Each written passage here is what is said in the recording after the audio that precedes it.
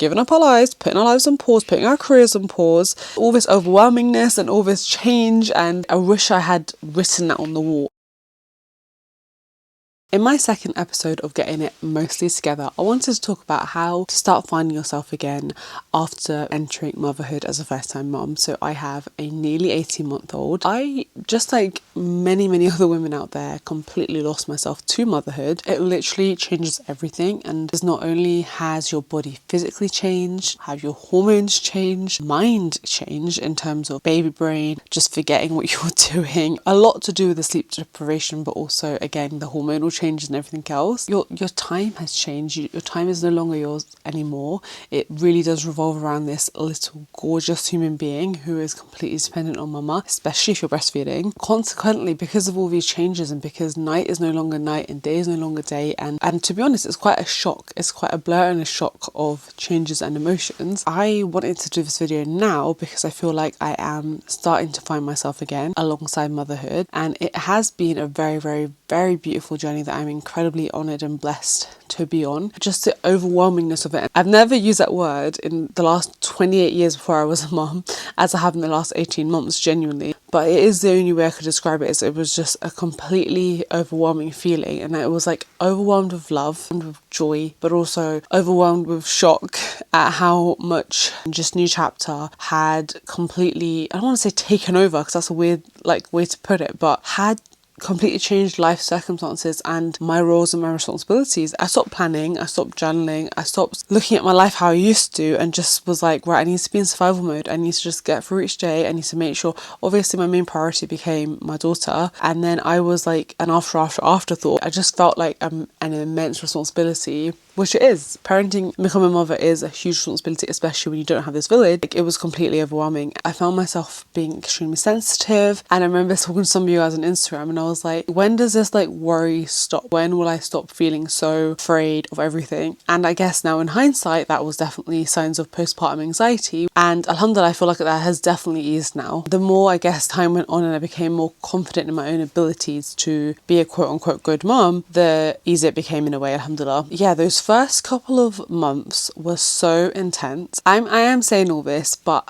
Amani, if you're watching this in the future, they were also the most incredible months of my life, in terms of it was just me and you for a lot of the days. We were in the process of starting to build our dream home, alhamdulillah. There was a lot of work going on behind the scenes. I was working double the time for us to even be in that position. We're kind of juggling two huge milestones, and obviously it was difficult. I'm not here to sugarcoat that, but it really just took me out of the social media world, took me out of the real world in a way. I don't know if it's a newborn bubble, because it's almost like a 5-6 month bubble. Put me into that and reshaped me, pushed me to my limits. I was so sleep deprived, so exhausted. I was just, all these things, but also I had the immense and indescribable joy of watching my baby grow and develop, and her first smile when her cooing. Alhamdulillah, we did a lot in those first 6 months. We actually went for Umrah in those first 6 months, which I will definitely be doing a video on. All that to say, it is just such a life-defining, life-changing shift. And I think one of the biggest things is that your time is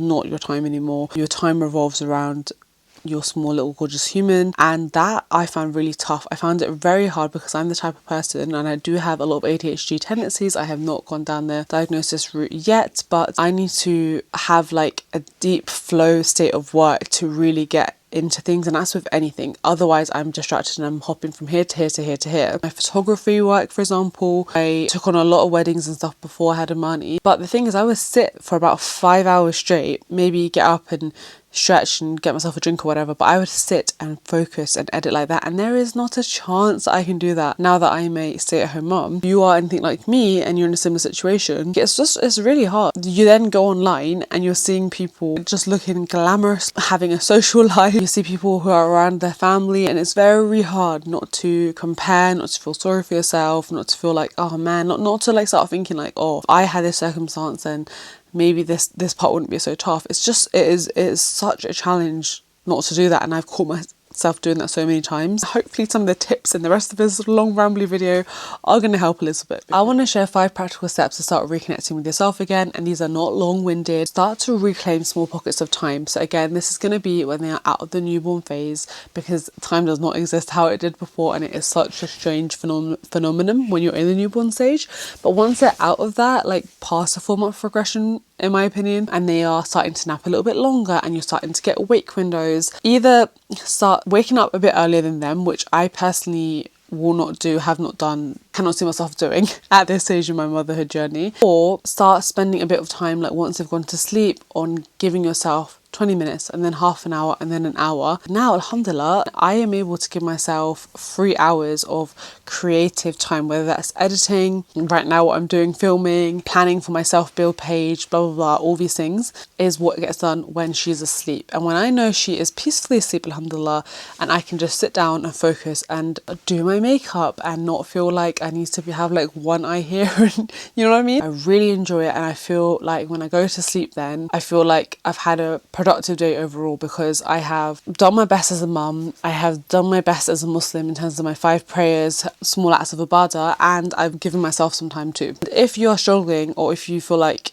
you know, your baby's still waking up in the night, so you just really need to get to sleep as soon as close as possible as they're asleep, etc., then try and give yourself like 1 or 2 of the nap times as just your time to do those things I talked about. Forget the mess in the room, forget the laundry, and like all these things will get done, but they can wait for you to give yourself back some time. Okay, number 2, similarly to that one, is like create without pressure. So whether that is like you like to paint, you like to draw, you like to write stories, you like to film, you like to document your silly little life, you know, all these things, like just start creating, because when you do that, it just unlocks different parts of your brain. Honestly, I feel like it helps us to bring out the best in ourselves, and we are all creative in our own ways. Like I know some people think that they're so left brain coded that they are not creative, but that's not true. Like maybe you love playing video games, maybe you love reading, whatever it is, give yourself that freedom to do that in the short amount of time that you do get, without any pressure, without any expectations. Just enjoy it. Number 3 is so important to start nurturing your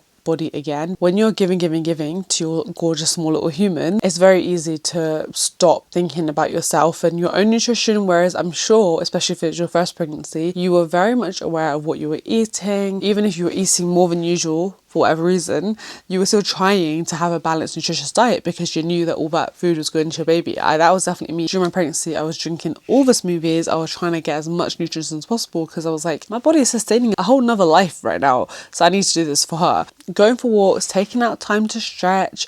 I'm not talking about like jumping straight into like a weight loss routine, but doing some yoga, doing some Pilates, a little bit of a dance routine that like Grow with Joe is really good fun, and a lot of people recommended her on TikTok to me. Trying to pick food that provides really good nutritional energy at least once a day. So try and make sure that every single day you're having some vegetables, some fruits, some protein. You know, don't overthink it, but give your body that love and care and respect that it so deserves. This is a tough one, especially if you are in a similar situation to us, where we don't have this big village around us, but try and make some time for your relationship if you can. The majority of people that I've spoken to in real life talk about they had the baby and they're so elated. You become so focused on your new role, and it's very, very easy to put your relationship on the back burner, which I do think it kind of has to be, because again, this new human being is the most important thing here, right? Before having a baby, especially before pregnancy, we would really dedicate a lot of quality time together. Really enjoyed going out to eat, we enjoyed going to hang out with our friends as well, and like that was very important to us before. And then obviously when you have the baby, like it's, yeah, you can have friends over, but it's not the same. It's nice to just leave your home and go on a sort of date night, go on a long walk if you can, just have some time, just the 2 of you. And I know that's a hard one to do. Like I said, we only got it a handful of times, but I just remember feeling so re-energized, and also having a tiny bit of time away from her really helped me to just almost reset a little bit. And then I just came back like re-energized and just like ready to give it my all again. And I know some mums very much struggle with this, and some mums were like, no, I could never ever leave my child. But if you can, even if it's for an hour, half an hour, whatever, just do it. Honestly, it will really, really go a long way. I used to think like, oh, I need to work out when she is asleep or whatever, like when I can focus on my workout, right?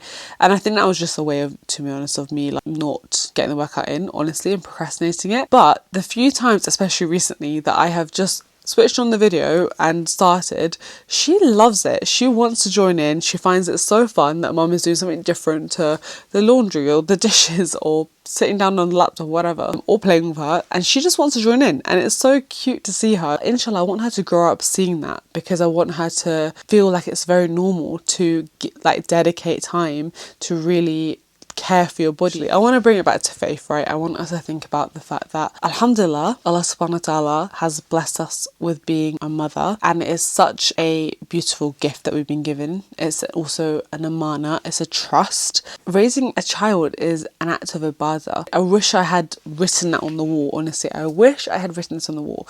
Raising a child is an act of ibadah. I am doing an act of worship right now in everything, in every single nappy that I'm changing, in every single wash load I'm doing, every drop of milk that she is drinking, whether I have breastfed her or, you know, just put it in a bottle for her. Everything I'm doing is an act of ibadah. That in itself, just thinking about that, is so beautiful, because Allah subhanahu wa ta'ala is rewarding us for literally giving up our lives, putting our lives on pause, putting our careers on pause, all this overwhelmingness and all this change and all this lack of time and just all this identity shift. Like, it's all part of Allah's plan, but it's also part of Allah's reward. Like, we are going to, subhanAllah, be rewarded so much for this. And I just wish that I had reminded myself of that more, or someone had reminded me of that when I felt like I was in the thick of it and in the trenches. Allah subhanahu wa ta'ala created you a guest beyond motherhood. You were somebody before you became a mother. I always say this, you were somebody before you became a wife. You had gifts before, and you can still utilize those gifts. You can still use those gifts. You still have so much more to give and gain as well. And it's very easy to feel like swallowed up by it, but there is a lot to life, including motherhood, and also the gifts beyond that. This version of you, this imperfect version, this version who can't keep the house tidy, this version who is constantly running out of time because your time is revolving around your small human, is so worthy of love, care, respect, praise. I'm so grateful, honestly, that although like I said, I don't have this physical village around me, that I have the most gorgeous family and friends who continuously poured those affirmations into me. They said, you're doing such a good job, we're so proud of you. And yes, it's very important that you also genuinely feel like that for it to properly sink in. But hearing that from people that you love and care about is such a gift. You know, Allah subhanahu wa ta'ala sees it all. And I think that is such an important thing to keep reiterating and reminding yourself of. And note to self, write that somewhere very clearly for you to see and remind yourself of, because it is so important. Let me know some of your tips and tricks for trying to re-find yourself after you have become a mother, and also let me know if it changes once you've had 2 or 3 or 4. How are you still able to show up for yourself so you can be the best version of yourself for your little one and for your family? It's such a important, beautiful role, but it is not easy. It's not easy at all, and I think it's okay to admit that. Hope you guys enjoyed this video. If you got to the end, then please leave me this emoji. It would mean the world, and I will inshallah see you in the next episode of trying to get my life mostly together. Assalamu alaikum.